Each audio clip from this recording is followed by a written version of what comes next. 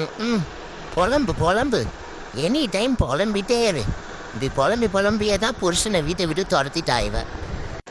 ஹே, உனக்கு தைரியம் தான் என் வாழை தொட்டுப்பாரு. அவ்வளோதானே, தொட்டுட்டா.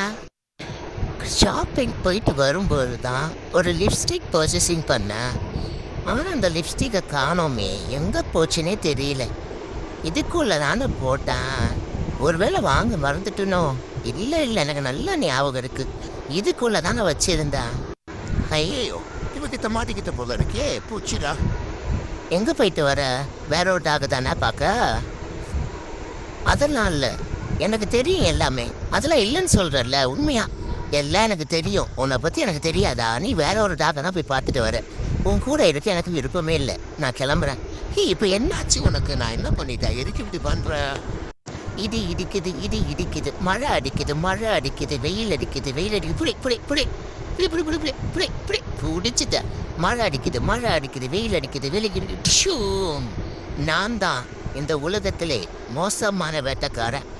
என் வேட்டையில இருந்தும் என் கண்ணுல இருந்தும் யாரும் தப்பிக்கவே முடியாது. ஏன்னா வேட்டைக்காரங்களுக்கெல்லாம் தலைவனே நான் தான். ஏய், என்ன வீட்டு வாசலே மிதிக்க மாட்டேன்னு சொன்ன? ஆமா, அதனால தான் சன்னல் வழியா பின்னாடி காட வச்சு வரேன். அது கூட தெரியலையா உனக்கு? போய் வேலையை பாரு போ.